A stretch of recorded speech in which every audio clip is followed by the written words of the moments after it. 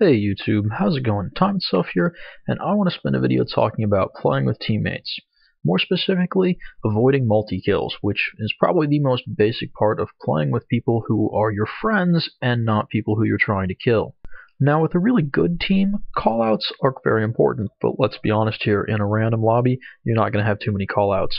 Instead, how you move around with the players who are on your team is going to be the defining characteristic of your teamwork in that game.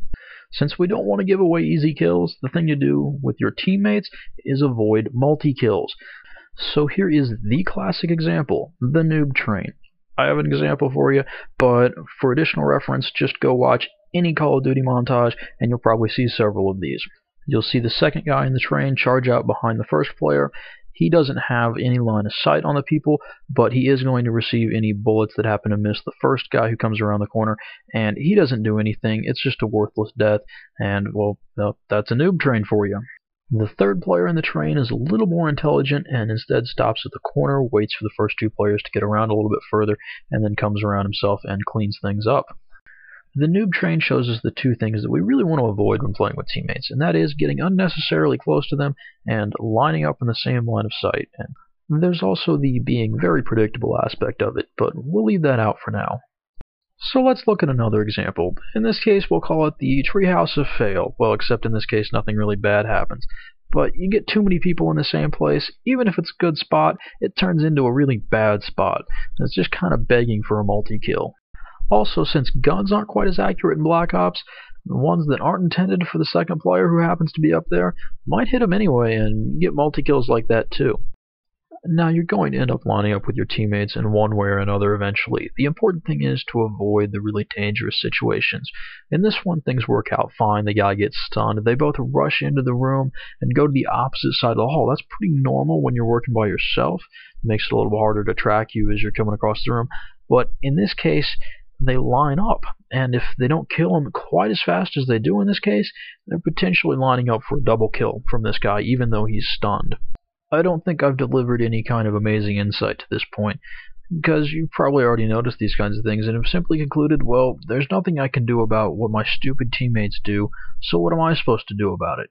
My suggestion is just to let your stupid teammates go be stupid and not let them get you killed. And prioritize not dying because of your stupid teammates over getting kills yourself. Especially if you're playing team death, because that's what the game is about. I don't know how to explain this example, especially for sure on Real Link here, but let's go ahead and look at the other team first. The guy that is the final kill has hacker, so he can see that sentry gun there and knows not to come around the corner, but he doesn't have a lot of cover, and who is that standing next to him? It's like the AI from the campaign that keeps pushing you out from behind your cover. Honestly, the thing to do is just to run back into the room. With a teammate there, it's going to be hard to get back to the cover, and you're probably just going to end up dying, especially for the final kill. Not worth it. This is a pretty bad example. A worse one is standing in doorways. Never do that. So back to Shore's view, he drops the sentry gun, moves off on the opposite side of the sentry gun, good play, and then for some reason decides to run back over towards the sentry gun. Real Link has just died to this guy and is headed back for a revenge kill. I understand why he'd want to flank around through the electrical area, and he does a pretty good job to throw the stun grenade. He just isn't paying close enough attention to see that Shore is running across at the same time too. And individually, either one of them running across is just fine. It's that they run into each other right in the middle of the line of sight. Also note that it's about 2 seconds from pretty good gameplay to WTF, guys. When it comes to teammates, play defensively. They'll get you killed. So I've talked about being unnecessarily close and being in the same line of sight. There's another one, blowing your teammates' cover. In Black Ops, you can tell if your teammates are ghosts, and you know if they'd kind of like you to stay away so that you don't give away their position. But there's also just sticking your head around a corner that exposes where your teammate is, and here's a pretty bad example. Also, I find the player model clipping to be worse in Black Ops than previous games, and this is another example of that. So watch the first player Shore plant the claymore in about as safe a way as possible by running all the way up to the wall as he goes up the stairs. That way the other guy on the other side of the door can't see him. Real Link is going to run up the middle of the stairs so that he can get around Shore, but that's just not as safe. And remember, sprinting out of cover, especially if you want to fire, is a pretty dangerous thing. In this case, a very humiliating thing happens and he gets stuck and brings the grenade back to Shore. He could have avoided it though, left the climber to do its work, or waited another second and a half just to get all the way up next to the wall as he came up the stairs. Okay, good example time. Got a submachine gun, want to run over to my left and out the door towards that spawn.